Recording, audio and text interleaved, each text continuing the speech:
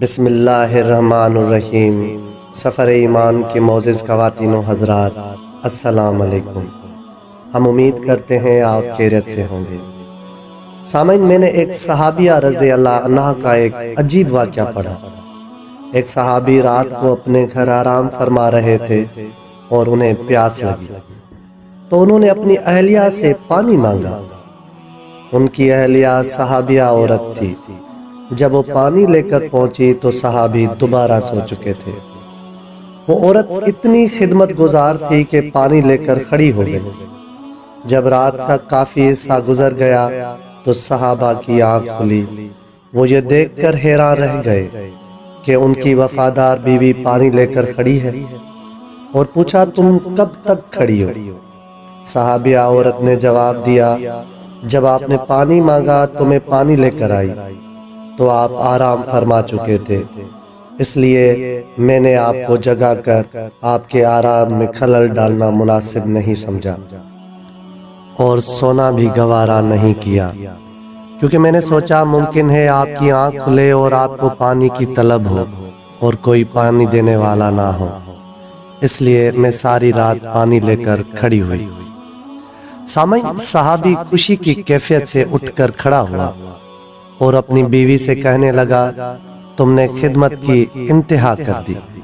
میں تم سے اتنا خوش ہوں کہ آج تم جو مانگو گی میں دوں گا۔ صحابیہ نے کہا، مجھے کس چیز کی ضرورت نہیں ہے، بس تم راضی رہو اور خوش رہو۔ لیکن جب صحابی نے بار بار اصرار کیا تو عورت نے کہا، اگر ضرور مطالبہ پورا کرنا ہے تو مہربانی کر کے مجھے طلاق دے دو۔ جب یہ الفاظ صحابی نے سنے تو جیسے اس کے پاؤں کے نیچے زمین نکل گئی ہو۔ وہ حیران ہو کر اپنی بیوی کو دیکھنے لگا اور کہا، اتنی خدمت گزار بیوی آج مجھ سے طلاق کا مطالبہ کر رہی ہو؟ اس نے پھر کہا، میں وعدہ کر چکا ہوں، اس لیے آپ کا مطالبہ پورا کروں گا، لیکن پہلے چلتے ہیں رحمت للعالمین حضرت محمد مصطفیٰ صلی اللہ علیہ وآلہ وسلم کی خدمت میں۔ آپ صلی اللہ علیہ وآلہ وسلم سے مشورہ کے بعد جو فیصلہ ہوا اس پر عمل کروں گا۔ چنانچہ صبح کا وقت ہو چکا تھا۔ میاں اور بیوی اپنے گھر سے نکل کر آپ صلی اللہ علیہ وآلہ وسلم کے حجرہ کی طرف روانہ ہو گئے۔ راستے میں صحابی کا پاؤں ایک گھڑے میں پھسل گیا اور وہ گر گئے۔ اس کی بیوی نے ہاتھ پکڑ کر صحابی کو اٹھایا اور کہا، آپ کو چوٹ تو نہیں لگی؟ صحابی نے جواب دیا، اور تو کچھ نہیں، البتہ پاؤں میں تکلیف ہے۔ صحابیہ عورت نے فرمایا، چلو واپس گھر چلیں۔ صحابی نے کہا، اب تو قریب آ چکے ہیں، لیکن صحابیہ نے کہا، نہیں، واپس چلو۔ چنانچہ جب واپس گھر آئے تو صحابی نے پوچھا کہ مجھے تو سمجھ نہیں آئی کہ سارا ماجرا کیا ہے۔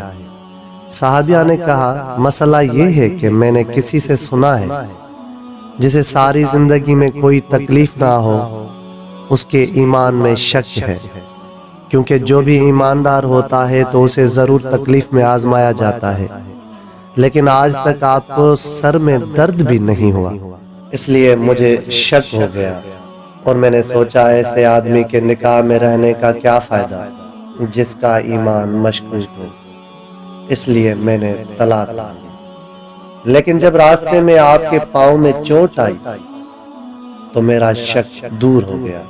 خواتین و حضرات، آج کے دور میں میاں بیوی کی لڑائی کپڑوں، زیوروں، مکان اور اخراجات پہ ہوتی ہے۔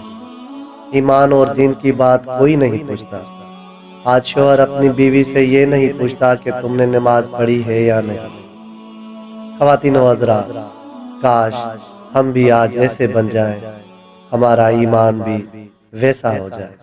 کاش ہم بھی صبر کرنے والے اور شکر کرنے والے بن جائیں۔ اللہ پاک سے دعا ہے ہمیں تمام آزمائشوں میں کامیاب کرے، آمین۔